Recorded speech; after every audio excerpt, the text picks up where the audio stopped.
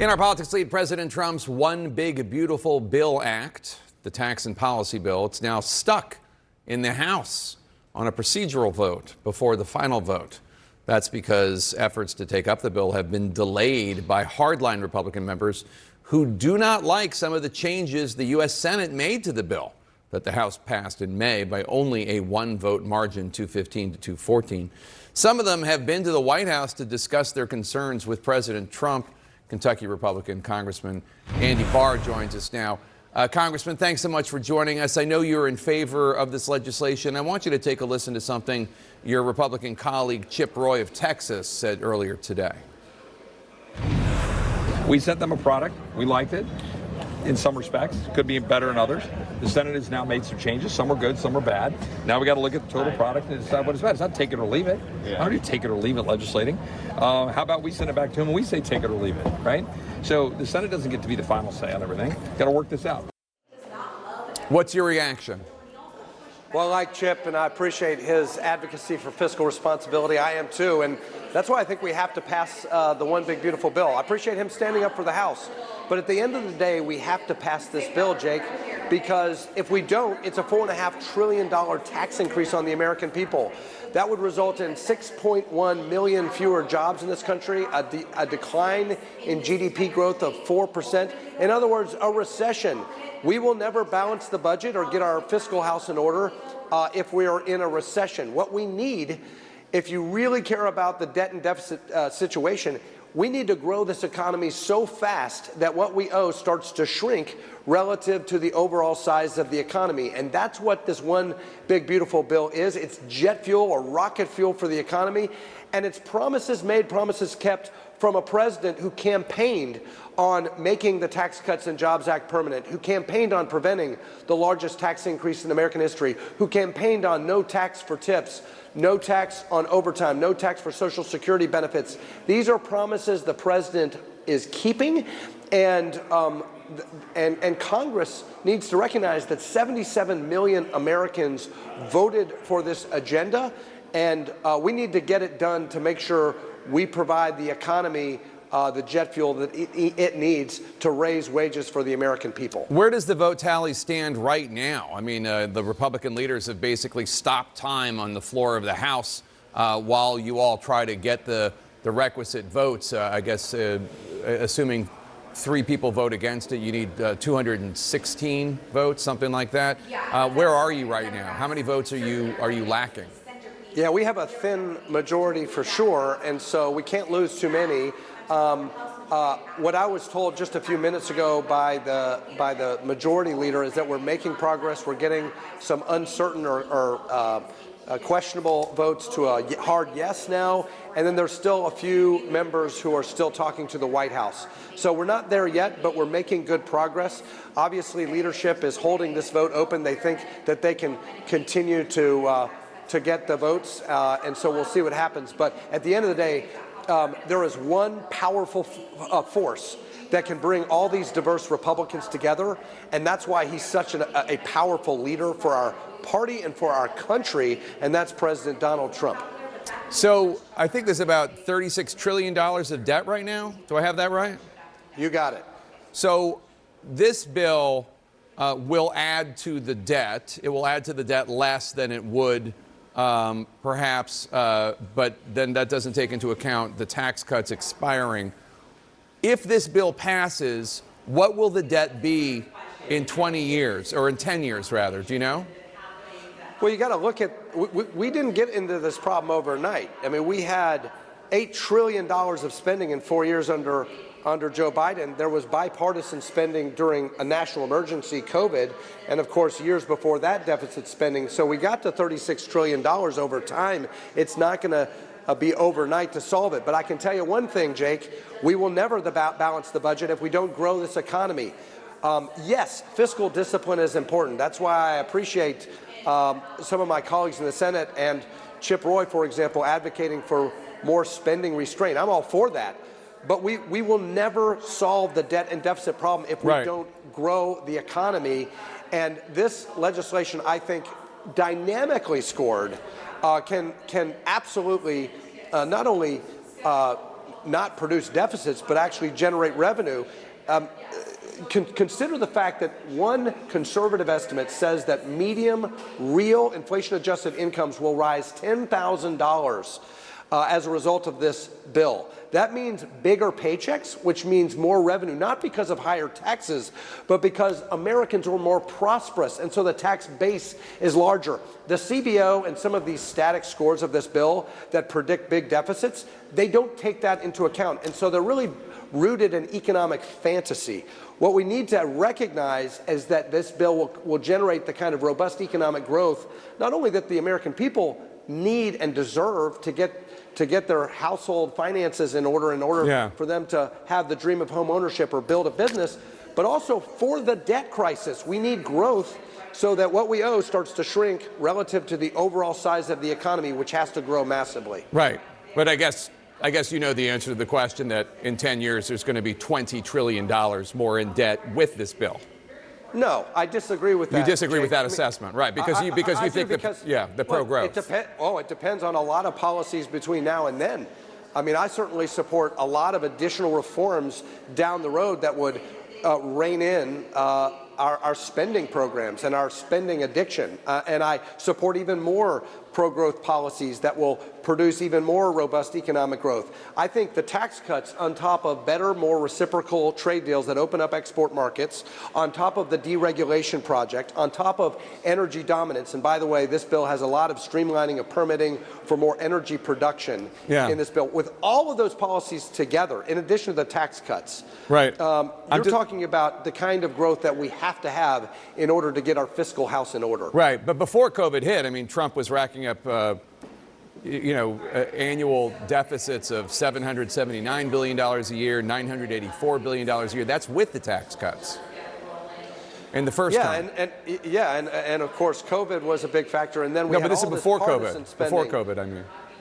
Yeah, so look, the bottom line is we know we have to rein in spending. And by the way, this bill, despite the static score of a deficit-producing legislation, this is the largest spending cut bill in history. And in fact, some critics of this bill say we cut too much spending.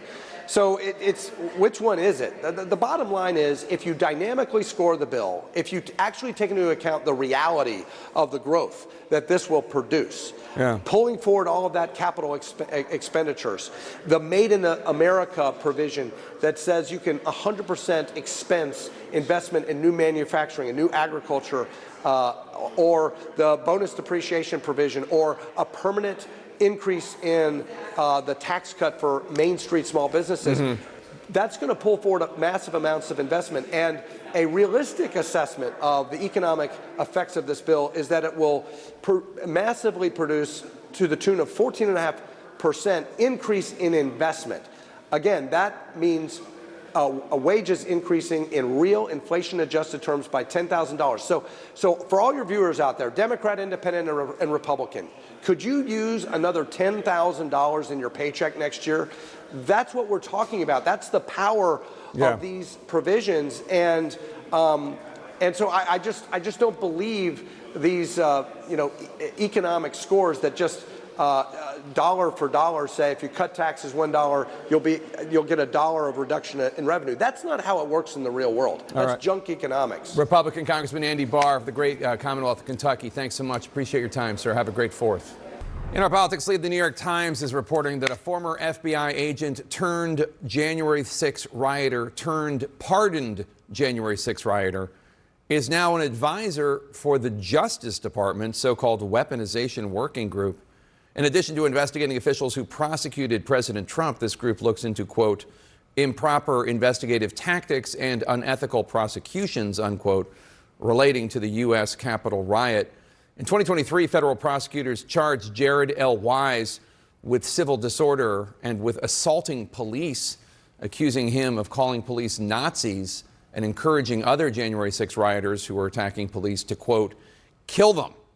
The New York Times writes, quote, his selection meant that a man who had urged violence against police officers was now responsible for the department's official effort to exact revenge against those who had tried to hold the rioters accountable, unquote.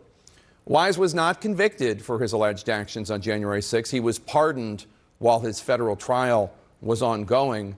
CNN has reached out to the Justice Department and the FBI for comment. Joining us now to discuss, former FBI Deputy Director Andy McCabe. Andy, you can't even write this stuff. It's just shocking in so many ways. What's your reaction? Initially, Jake, that's exactly what I thought. I thought, like, this is just unbelievable. But the more you think about it and you step back from it, this is the kind of thing we should expect from this Justice Department, from Pam Bondi and Donald Trump's Justice Department. The fact that they have a committee to investigate the work of loyal government servants at the Department of Justice and the FBI who did nothing other than their jobs in enforcing the law, particularly against those who had been alleged to have involved in an insurrection in the Capitol. The fact that we now have an entire commission investigating those people for the purpose of exacting some sort of retribution, that tells you all you need to know about how far we are away from normal. And Jared Wise's appointment to that committee is just another piece of that. Andy, where are the police and law enforcement unions on these things? I mean, these individuals who were pardoned, let's just focus on the ones who are convicted of crimes involving attacking law enforcement, police officers, with physical force. I mean, we know that at least one officer died after the January 6 riots were over, and then several others took their own lives because of who knows what, the trauma, post-traumatic stress, et cetera. Why do we not hear from the police unions and law enforcement unions when people like this, calling cops Nazis, telling others to kill them, are not only pardoned, but put in the government? Not only pardoned, put in the government, embraced by the Department of Justice. This is all part of this effort by DOJ and the White House to change the narrative around January 6th. And the people who get left in the dust and walked away from in that effort are exactly who you were just talking about. The law enforcement officers who lost their lives either in the immediate aftermath of that day or in the months that followed. There are 4 that I'm aware of, 4 or 5 who committed suicide in that time period.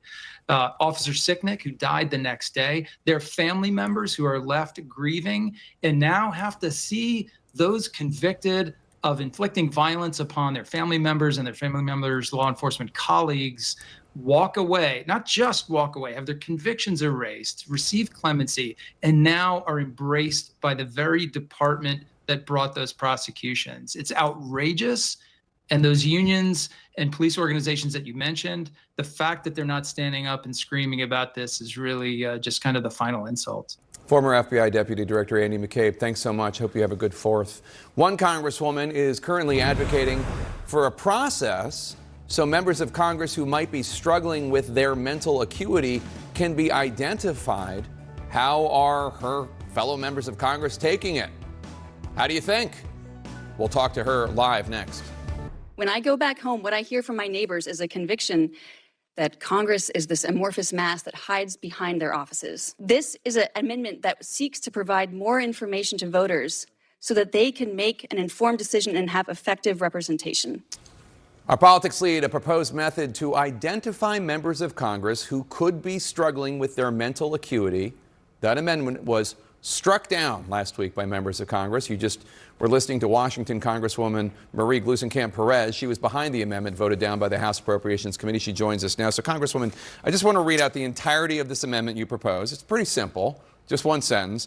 It would direct the Office of Congressional Conduct to develop a standard for what constitutes conduct that does not reflect creditably upon the House as it relates to a member of Congress's ability to perform the duties of office unimpeded by significant, irreversible cognitive impairment. And we have seen a lot of this in Congress in the last decades, but especially now there are more members of Congress in their 70s and older than ever before. Tell us more about those. Yeah, I have rules up, down, and sideways about what kind of hat I can accept as a gift, but these bigger questions about whether or not an office is being run by the person who's elected or their staff has not been addressed in the way that it needs to be. And, there are very few, number of offices where this is called into question, but I would argue that the failure to address this and to reflect the experience of, everybody who owns a farm and has to have these discussions in advance about when, who's driving the bus when. We need to have those in Congress. Yeah, you said in your remarks specifically, this is not about age, and it's true. There have been recent examples of staff members raising alarms about mental health of lawmakers who are on the younger side for Congress. But we did the math. The majority of members of your committee, the Appropriations Committee, are 60 or older, including both the chairman, Tom Cole, and the ranking Democrat, Rosa DeLauro. They're 76 and 82. Do you think that had anything to do with why your amendment was defeated? No, I mean, some of our older members are the most impactful. It's about building a representative body of the full spectrum of age, but a confidence that it is the elected themselves driving the decisions and making those votes. And, there is a profound erosion in trust in government. And when I go back home, people ask me about this all the time. And so the failure to address it, I think is an indictment against all of us, but a refusal to have they're hard conversations. Very difficult. So you probably know, or maybe you don't, Alex Thompson and I wrote a book about President Biden and these issues during his presidency. And one of the things that was unescapable is that it wasn't just President Biden or Reagan before him or whatever. Washington has this tradition of this that doesn't happen on a farm. It doesn't happen in broadcasting. It doesn't happen in sports or business, because there are other groups that will come in and say, it's time for you to retire. But in politics, all you have to do is convince your voters, and they're busy, they're living their lives. They can be snookered. Yeah, I think ensuring that there is clear information. And look, I'm not changing the Constitution. There are only 3 ways for a member of Congress to be removed from office. You can lose your election, you can die, or you can have 2/3 of the body vote to remove you. That doesn't change any of this. What we want is a clear, impartial body of information with which the Ethics Committee could then review and make a determination.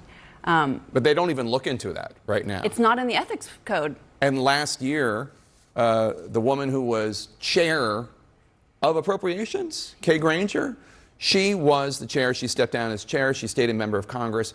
And then her family drove her to a home where, God bless her, she's dealing with dementia issues. And for months, she was the congresswoman from her district. Nobody told members of Congress. Nobody told her congressional district. We only know this because a journalist in the area looked into it.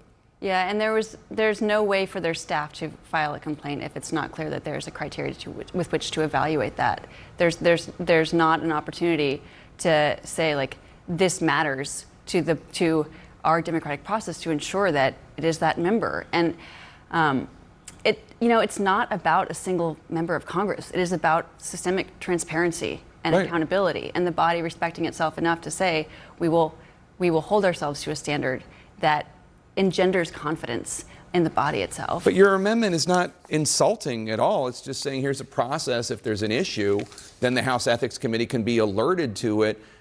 It seems to me, this is me saying it, not you, but that the fellow members of your House Appropriations Committee voting that down by voice vote says that they're more interested in protecting their jobs than in making sure that the American people have credible representation. Yeah, I mean, I think it's easy to say that it's always somebody else's job, but I think at the end of the day, like, the question is the work being done? And it's easy to feel like somebody else should be doing it, but I think we need to ensure that our loyalty is clearly oriented towards our districts and not an individual member. And I think, I got a lot of hard questions about my amendment, and some people did take it as a personal attack, but I think there's still a profound appetite in our country to ensure that these conversations are happening. There is a process, that it is nonpartisan and transparent. And so I'm still having, internal discussions and looking for folks to collaborate on this. And just for the record, after the debate, you were the only Democratic elected official in the country that not only said President Biden should not be the candidate anymore, you said he shouldn't be the president anymore. Yeah, I think I actually didn't talk about the campaign in particular because I don't view my duty as being involved in campaigns, but saying what I heard at home was, is this person the one steering the ship? And it's about the office itself. It's about the loyalty to your district and a commitment to real effective representation and clarity on who is calling the shots. One of the gutsiest members of the House of Representatives, Congresswoman Marie Gluesenkamp-Perez of Washington State. Thank you so much for being here. We'll be right back. In our politics lead, with no expression of apology or regret, CBS News parent company Paramount Global agreed late Tuesday to pay $16 million to settle President Trump's 60 Minutes lawsuit. Much less than President Trump was hoping for, but much more than most legal observers thought Paramount should have paid, given the frivolousness of the case in their view. The money will be allocated to Trump's future presidential library. This all stems from a 60 Minutes interview with then Vice President Kamala Harris last October. President Trump then claimed, without any evidence, that one particular exchange with Harris was deliberately edited to make her look good, to benefit her, and to hurt him. He had refused to sit for an interview. Actually, we have to go to New York right now. I apologize to Brian. The lawyers are talking. Great victory. It's a great victory for Sean Combs. It's a great victory for the jury system. You saw that the Southern District of New York prosecutors came at him with all that they had. They're not stopping, but one thing stands between all of us and a prison, and that is a jury of 12 citizens. And we had a wonderful jury. They listened to every word, and they got the situation right, or certainly right enough. They acquitted him of the sex trafficking, which he was absolutely innocent of. They acquitted him of the racketeering conspiracy that he was absolutely innocent of, and all of the components to it. The kidnapping, he was innocent of that. The arson, he was innocent of that. The obstructing justice, he was innocent of that. And that is no longer just me saying that. That is the verdict of our jury. So today is a great day. Today is a win. Today is a victory of all victories for Sean Combs and our legal team. And I want to say one thing. There are very few people around whom a legal team could coalesce and become one. And Sean Combs is that person, and we are all blessed to be part of it.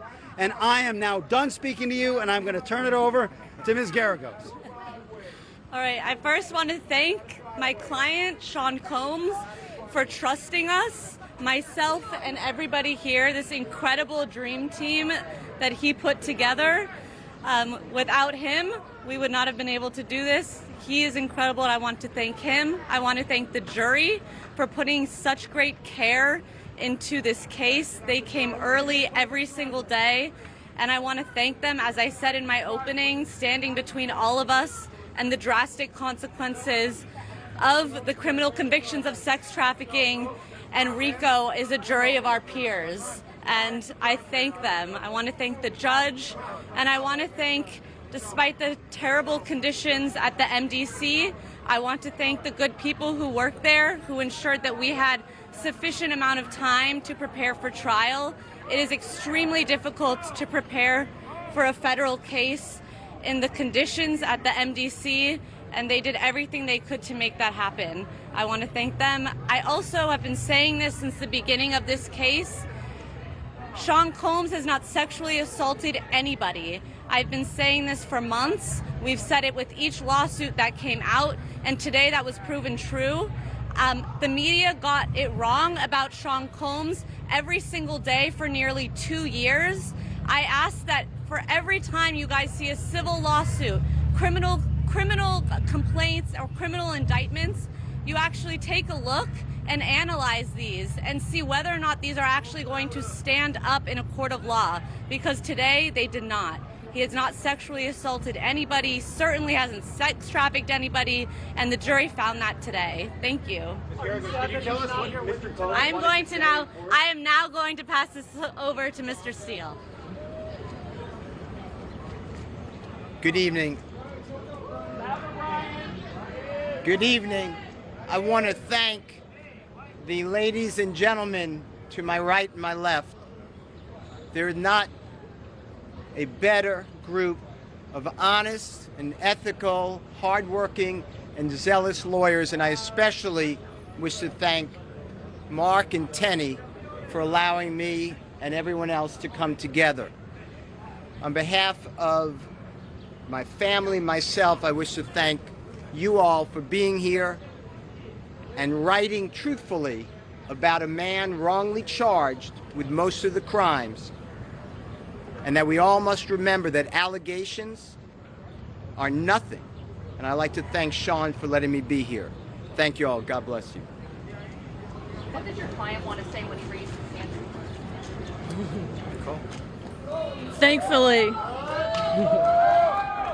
Thankfully, in our country, we have a right to a jury trial. And thankfully, Mr. Combs took that right. He actually battled for his freedom, for his innocence. He did it. And a lot of times, you know, people are too afraid to do it. And he did it, and we're so happy that he did. We're proud of him. We are completely honored that he put his faith and his trust in us to fight for him. Today is a major win to show what the system can do. We appreciate and we're so thankful to the jury. Thank you to the court. Thank you, New York.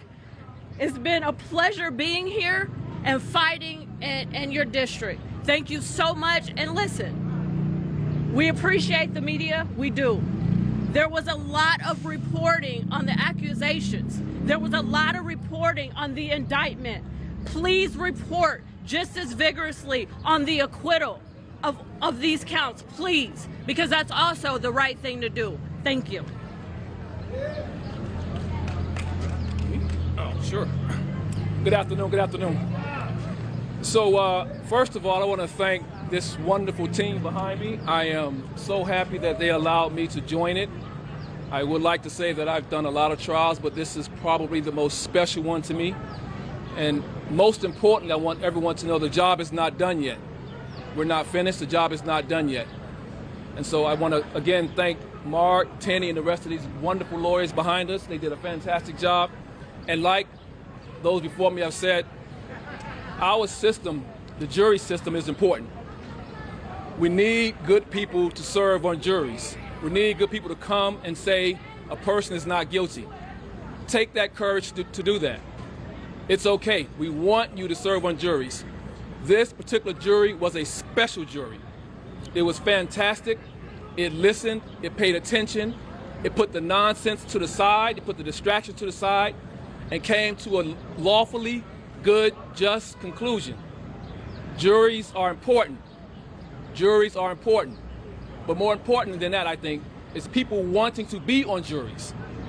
So for all of you all listening, for all you out there in the public, please accept the call, become a juror, and do the right thing. Thank you very much. You sure? Yeah. It is such a privilege to be a part of this legal team, this amazing legal team, and to represent Sean Combs. And this is a reminder to everyone, I hope, about the flaws in the criminal justice system, and for everyone to take a second look when the government charges people with crimes, and especially when the Southern District of New York does here. And so I hope everyone takes that seriously.